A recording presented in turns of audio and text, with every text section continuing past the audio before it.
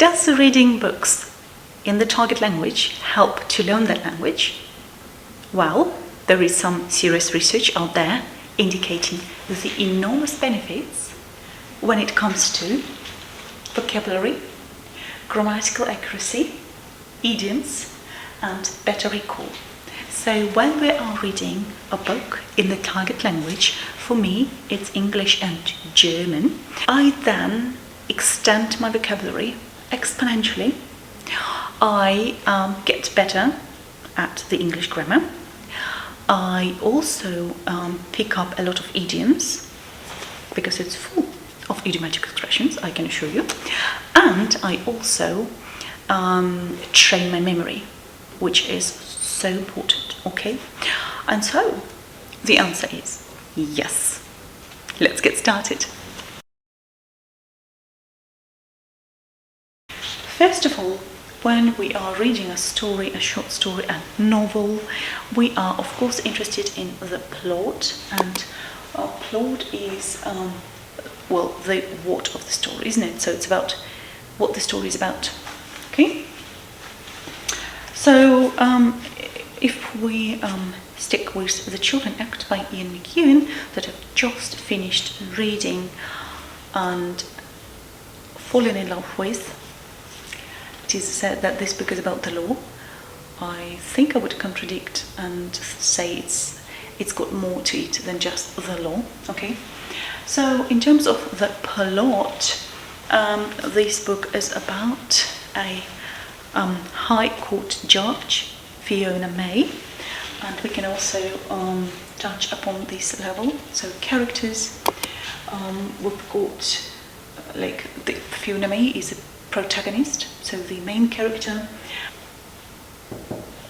Fiona. Fiona is married to Jack, and Jack is a professor in ancient literature, I think. So he works at a university.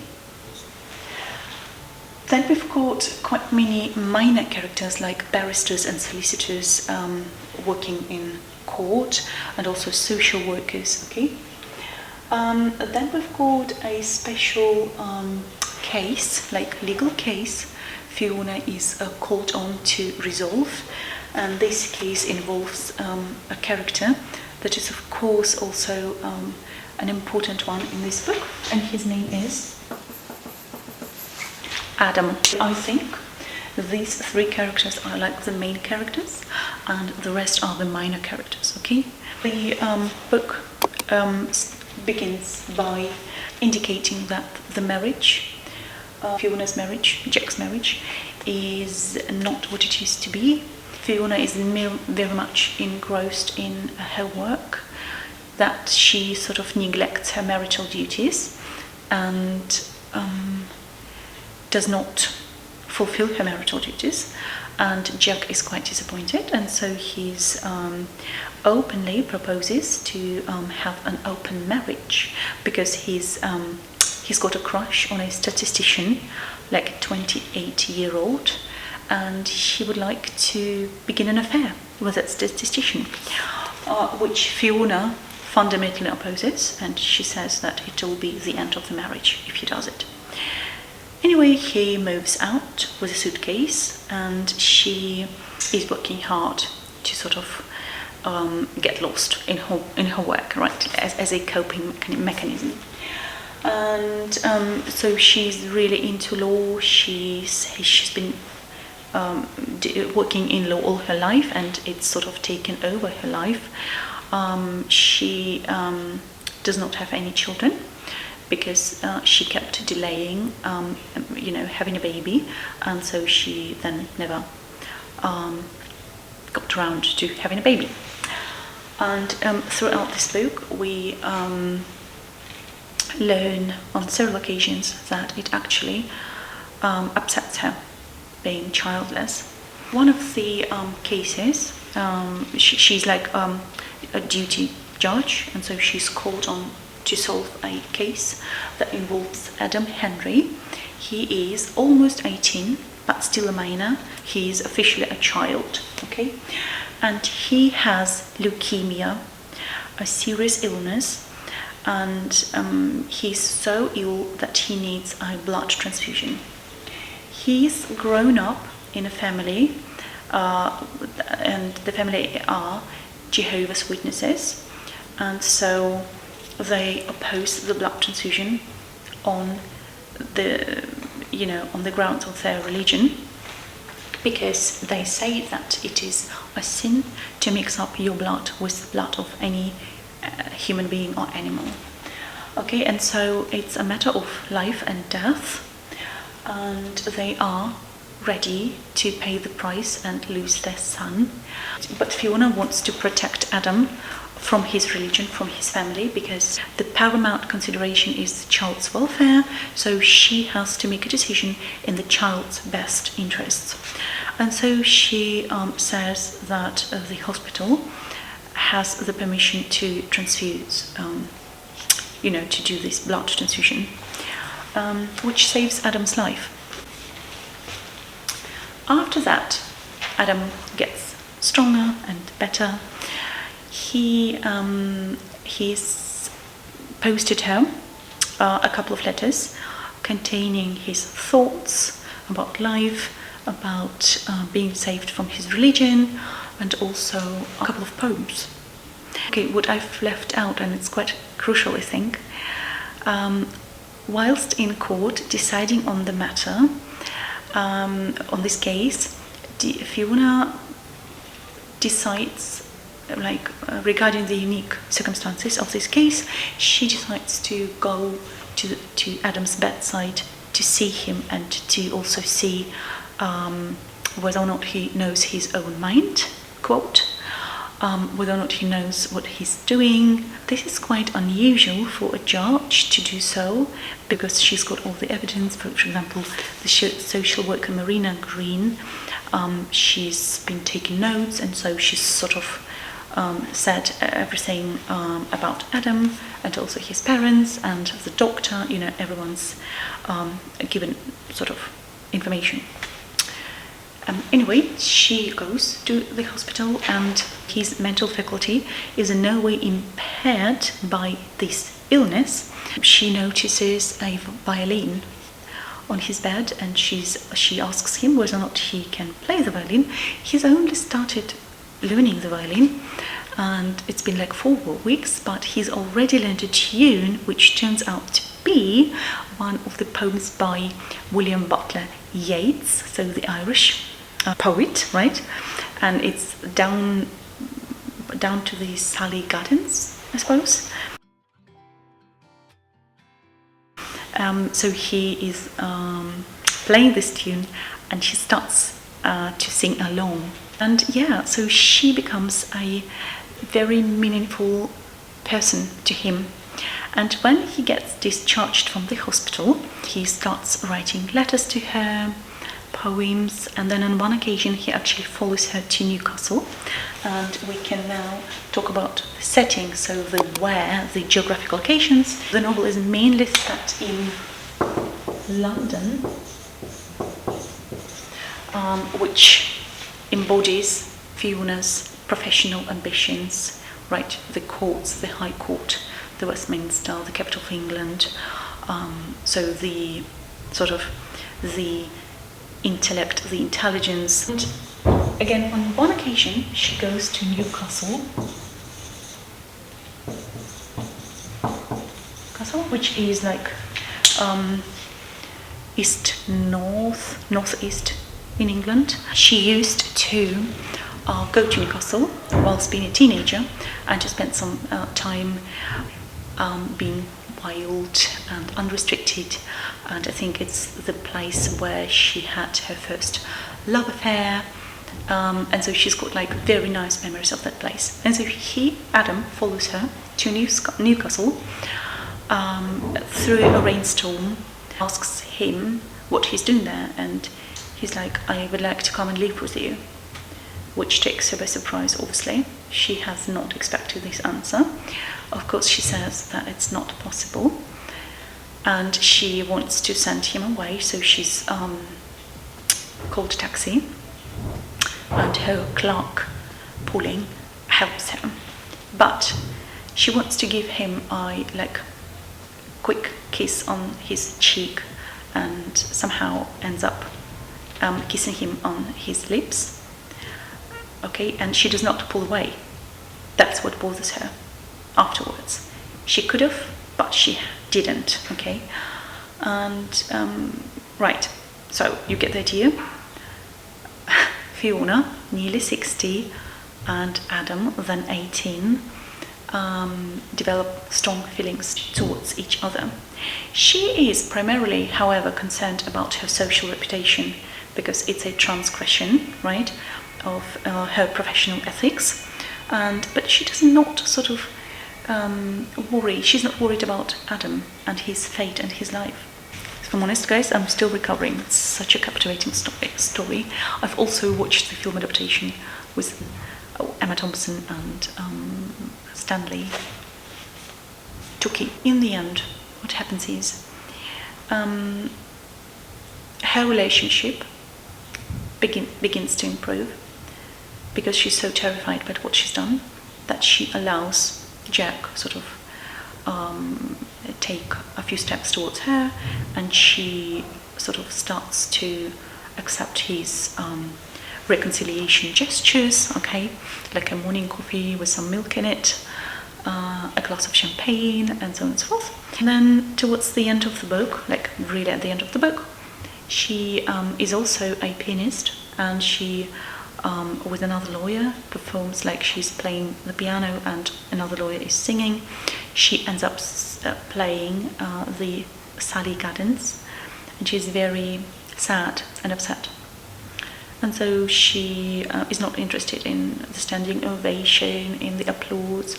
She leaves, goes home, and takes out the poems by Adam and reads through them. The poem is so powerful, and it contains elements of the poem by Yeats. Okay, so the Sally Gardens.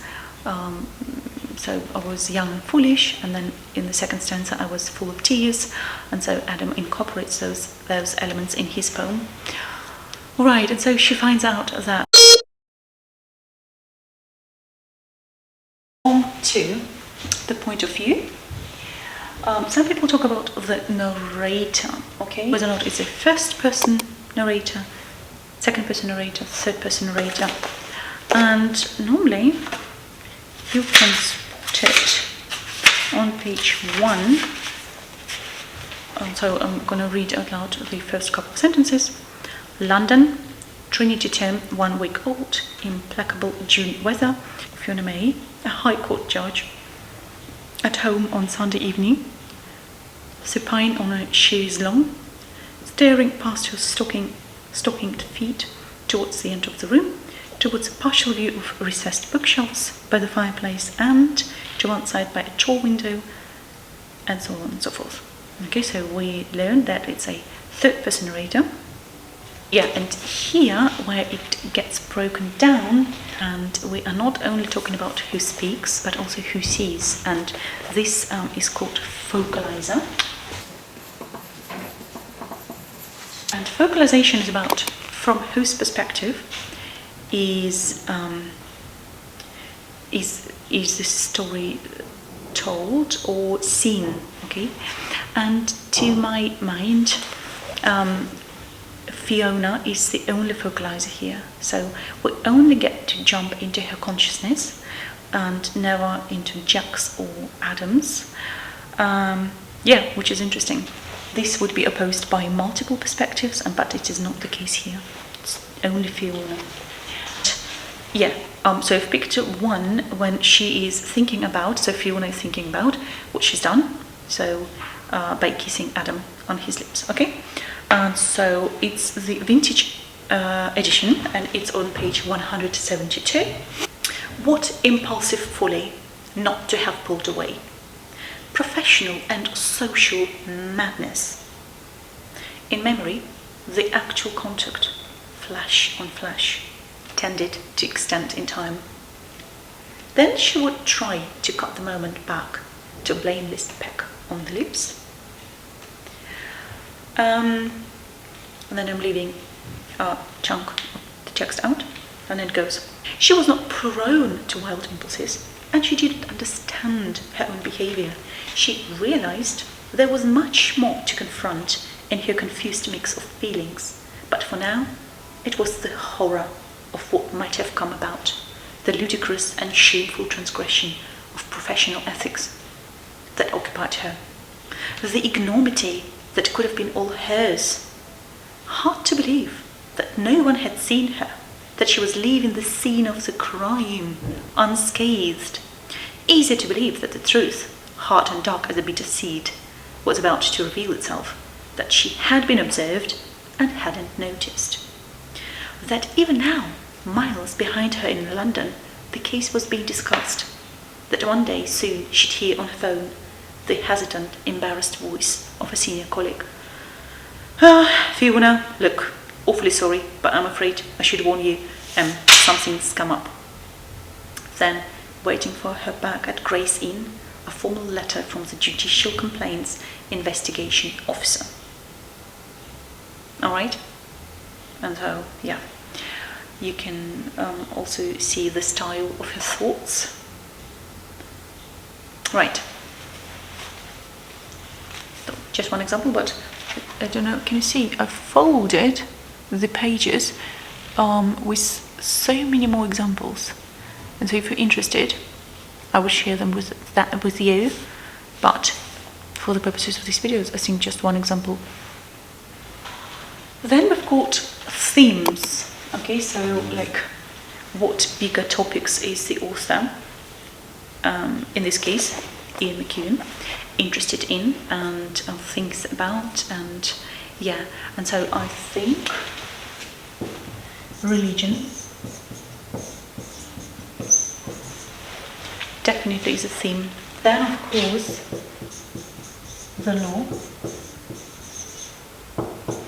yeah, and I think it gets referred to as relentless, sometimes absurd, sometimes not, well, like senseless. Okay, so because a couple of cases, legal cases, are discussed in the book, and the barrister who actually performs at the Christmas concert with Fiona, Mark Boner, he is leaving the law because he's so disappointed. Okay, yeah.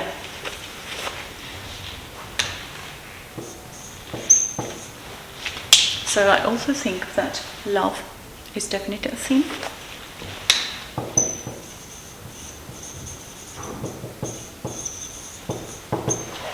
Marriage, and of course adultery.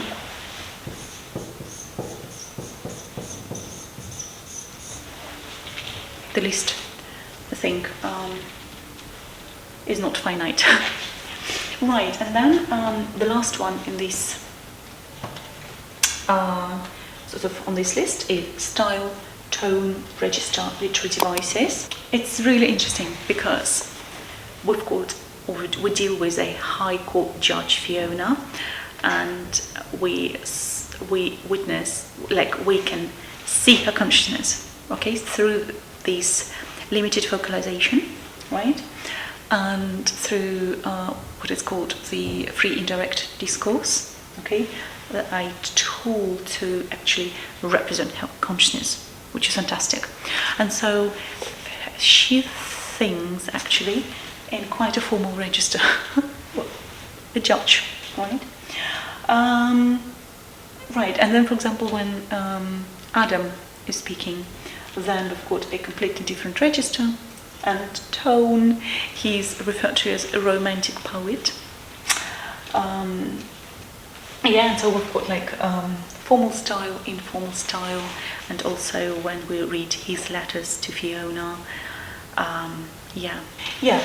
Literary devices, well, we do have like this antithesis, yeah, so the juxtaposition, the contrast between London and Newcastle.